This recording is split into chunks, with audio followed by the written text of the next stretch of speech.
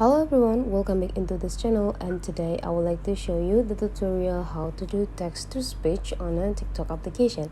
So first thing you have to do, open the TikTok application, and whenever you open it you will be in the home section, but then we need to go into this plus button so that we can have an access into TikTok camera. And now we need to add a video or photos here, but I would like to use with my collection. By click the upload, and after that we need to go into the video and choose the video that we want to upload.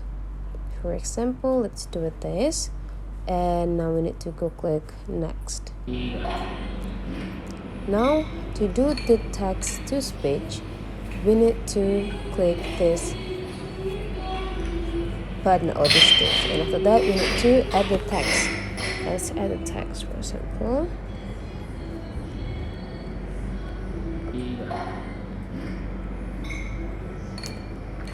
okay, and now to do a text to speech you need to click this tools, people who are speaking here. Just need to click it. Coffee before a hectic work.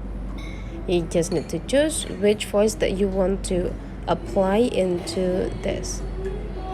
Coffee before a hectic work.